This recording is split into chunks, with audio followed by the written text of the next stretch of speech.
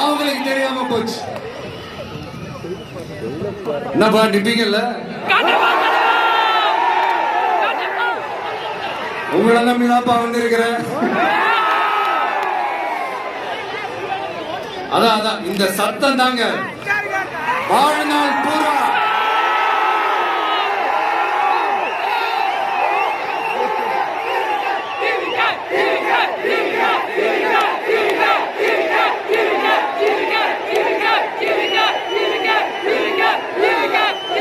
வாழ்நாள் பூரா உங்களுக்கு நன்றியோடவே இருப்பேன். இப்போ நம்ம காளிங்கராயன் அவர்கள் அணையை கட்டுறதுக்காக பவானிக்கு போய் பார்க்கும்போது ஒரு இடத்துல ஒரு பாம்பு வந்து உட்கார்ந்துச்சான், படுத்துச்சான். அது படுத்த இடத்துலதான் அவர் அணையை கட்ட ஸ்டார்ட் பண்ணாராம். அப்புறம் அந்த பாம்பு வளைஞ்சி நெளிஞ்சி போற இடத்துல எல்லாம் கால்வாயை வெட்டினார்னு சொல்லி சில வாய்மொழி கதைகள்லாம் சொன்னாங்க. தண்ணியை சேமிச்சு வச்சு குடிக்கிறதுக்கும் விவசாயத்துக்கும்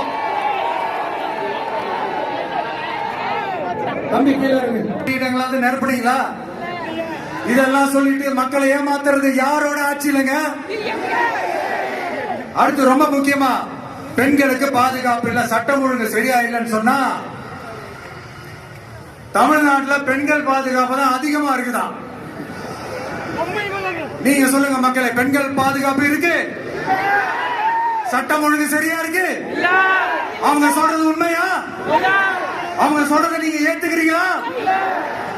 சத்தமா கேக்குதா சார்? இதுதான் ரியாலிட்டி, இதுதான் நிஜம்.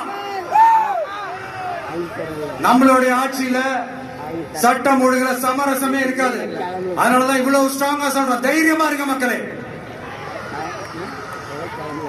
இந்த மாதிரி விஷயங்கள்லாம் நம்ம மக்கள் கிட்ட எடுத்து சொன்னா உடனே இந்த இது எடுத்துட்டு வந்துருவாங்க.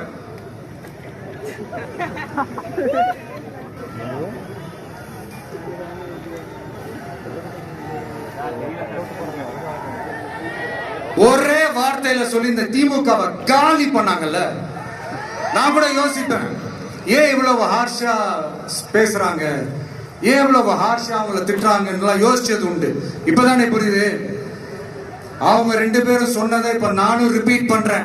திமுக ஒரு தீய சக்தி, திமுக ஒரு தீய சக்தி, திமுக ஒரு தீய சக்தி, திமுக ஒரு தீய சக்தி, தீய சக்தி, தீய சக்தி, தீய சக்தி. என் நெஞ்சில் குடியிருக்கும்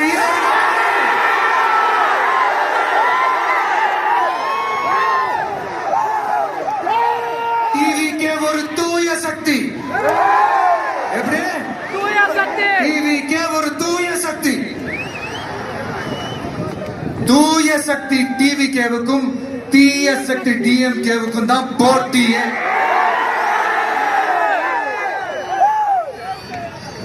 என்ன முடக்கலாம்னு நினைக்கிறீங்க, ஆனா இந்த சத்தத்தை ஒரு நாள் உங்களால முடக்க முடியும். மக்கள் விரோத திமுக அரசை வீழ்த்த மக்கள் சக்தியான நம்மளால மட்டும்தான் முடியும். அண்ணன் செங்கோட்டையன் அண்ணன் அவர்கள் நம்ம கூட வந்து சேர்ந்தது நமக்கு ஒரு மிகப்பெரிய ஒரு பலம்.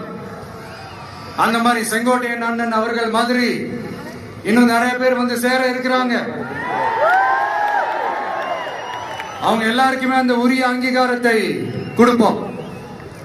அது மட்டும் இல்ல, அப்புறம் இன்னொரு விஷயம் சொல்ல மறந்துட்டேன். இப்ப ரீசெண்டா ஒரு இடத்துல நம்ம சிஎம் சார் அவர்கள் பேசும்போது சொன்னாங்க, என் கேரக்டரையே புரிஞ்சுக்க மாட்டேங்குது. இது சினிமா டயலாக் இல்லையா? நான் ஏதாவது பேசினா சினிமா டயலாகா? சார் பேசினா அது சினிமா டயலாக் இல்லையா? சிலப்பதிகாரத்துல இருந்து எடுத்தலாம் அந்த லைன். என் கேரக்டரே புரிஞ்சுக்க மாட்டேன். உங்களை எப்படிதான் சார் புரிஞ்சுக்கிறது? எந்த என்னோட கேரக்டர்னு சொன்னது நம்ம மக்களோட கேரக்டர். 2026 சட்டமன்ற தேர்தலோட அந்த கேரக்டரே கொஞ்சம் வேற மாதிரி சார். அத கொஞ்சம் தயவு செஞ்சு நீங்க புரிஞ்சுக்கணும் சார். புரிஞ்சுக்கலன்னா மக்களே உங்களுக்கு புரிய வைப்பாங்க சார். கான்பிடென்டா இருங்க சார். நல்லதே நடக்கும் சார். வெற்றி நிச்சயம் சார். மீண்டும் சந்திக்கும் வரை நன்றி, வணக்கங்க சார். நண்பா, நண்பிகள், இங்க எல்லாம் பார்த்தோம். எல்லாம் நல்லபடியா நடந்தது. சேஃபா வந்துட்டு சேஃபா வீட்டுக்கு போயிடுங்க. எனக்கு எல்லாத்தையும் விட நீங்க தான் எனக்கு முக்கியம். தயவு செஞ்சு சேஃப்டியா போயிட்டு வாங்க. ஒரு ஈரோடு செல்ஃபி ஒண்ணு எடுப்போமா?